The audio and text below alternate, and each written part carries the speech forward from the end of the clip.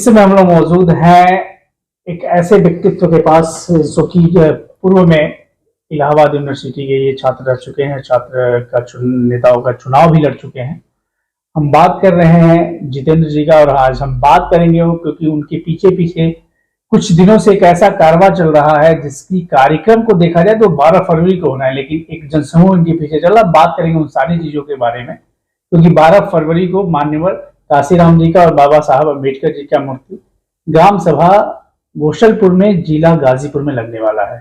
इन सबको लेके कार्यक्रम का इन्होंने जो आयोजन किया, इसका लेकर अभी से इनके पीछे एक कारवां चल रहा है। हमारे चैनल में आपका स्वागत है। बहुत बहुत धन्यवाद आपका। जितेंद्र जी, पहले मैं तो ये जानना चाहूंगा कि आप अपने छात्र जीवन की शुरुआत कब से किया और कहां से किया और कैसे किया? मैं कक्षा 8 में था तभी इलाहाबाद चले गए थे, तो इलाहाबाद से हाई स्कूल हुआ, इंटर हुआ। फिर जब इलाहाबाद विश्वविद्यालय में 2012 में दाखिला लिया तो बीए किए, और बीए के दौरान फिर धीरे धीरे रुचि, आपको इससे पहले बता दूं कि हमारी इच्छा था कि मैं डॉक्टर बनूं, तो फिर मैं राजस्थान कोटा से नीट का तैयारी किया, और उसी समय नीट लागू हो गए। उस समय से पीएमटी और पीएमटी होता था।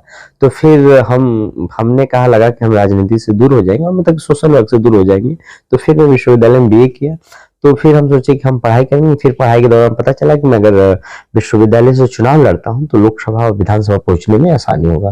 तो फिर वहाँ सामाजिकता राजनीतिक में परिवर्तन हुआ।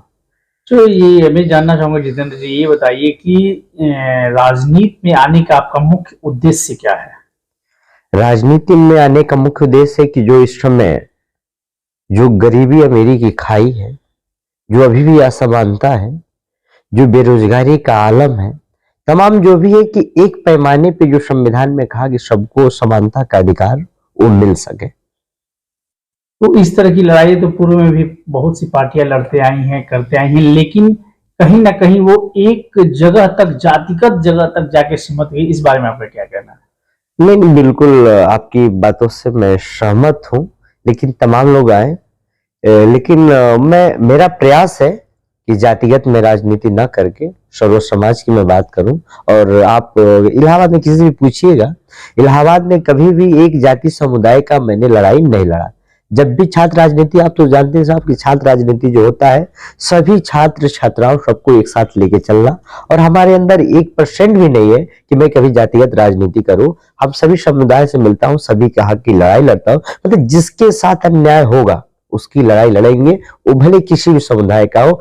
मेरा मेन मकसद है कि अन्याय किसी पे ना हो, अत्याचार मैं ना बात उनकी, अगर इस तरीके की बातें, अगर कल को कोई भी पार्टी, कोई भी पार्टी आती है आपके साथ कि नहीं आप मेरे खेमे में आइए, मेरे साथ आइए, उस समय आप क्या करेंगे और आपका मतलब सोच क्या है कि किसके साथ जाएंगे, या फिर स्वतः ही आप एक अपनी अलग पार्टी बनाने की मतलब रखते हैं? इस बारे में आपका क्या कहना है?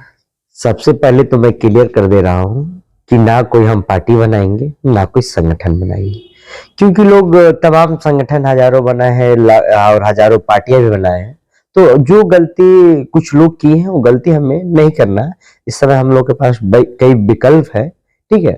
और रही बात वर्तमान में मैं जहां हूं वही हूं, और किसी दूसरी पार्टी में बिल्कुल हम सोच नहीं सकते। एक बहुजन समाज पार्टी का मैं समर्थक हूं, एक छोटा सा कार्यकर्ता हूं, मैं सिपाही हूं, बस वहीं रहूंगा। अच्छा, मैं दूसरी बात कहूँ तो आप अपने जीवन में किसको अपना आदर्श मानते हैं और राजनीति में किसको अपना आदर्श मानते हैं?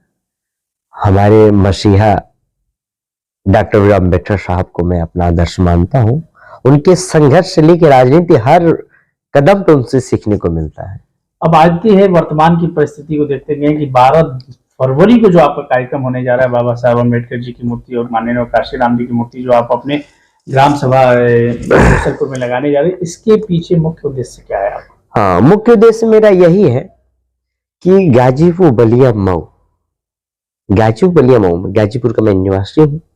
तो गाजीपुर जो सेंटर में है, तो जैसे कि मैं बलिया भी टच कर लेता हूँ, मऊ भी सटा हुआ।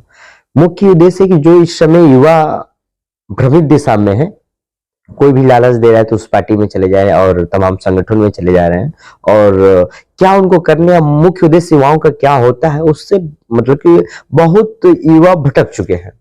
क्योंकि अगर हम कहते हैं कि हम लोगों को कमाना तो जिंदगी भर है, लेकिन जब तक उम्र सीमा पढ़ने का है तब तक हम लोग पढ़ लें। और पढ़ाई का मेन अर्थ ये नहीं कि अगर हम पढ़ लें तो सिर्फ नौकरी ही करें।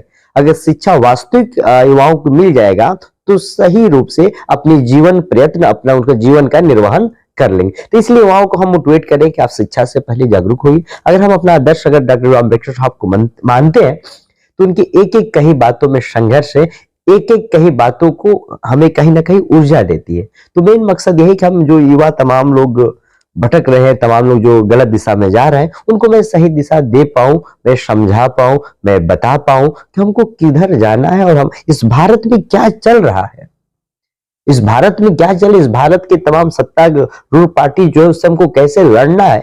अगर नहीं लड़ पाएंगे तो फिर हमारा आपका अस्तित्व तो कुछ नहीं बचेगा।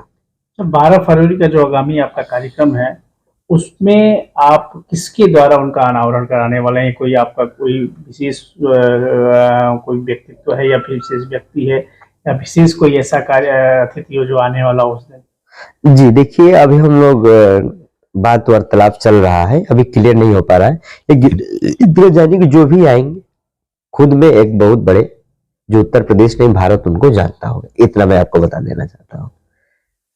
तो ये थे हमारे साथ जितेंद्र जी ने बताया कि इनका जो मेन संघर्ष चल रहा है युवाओं को जागरूक करने का है। इनका मेन उद्देश्य है कि किसी भी समुदाय के हो, किसी भी संप्रदाय के हो, किसी भी जगह का हो, हम उसके साथ अगर अन्याय हो रहा है तो उनके साथ खड़े रहेंगे। दूसरी बात उनका मेन उद्देश्य है बलिया, मऊ, गाजीपुर को ये तीनों जो जिला है उनको जोड़ने का जो काम करेंगी। ये जो 12 फरवरी का कार्यक्रम है इनका, ये तीनों जिलों को एक जोड़ने के, एक सूत्र में बांधने का काम करेगा। आगे भी इनके साथ कार्यक्रम के विषय में चर्चा करते रहेंगे और 12 फरवरी तक इनके साथ हम लोग जुड़े रहेंगे। फिलहाल के लिए इतना ही। मैं वेद प्रकाश सिंह, सीधा संवाद।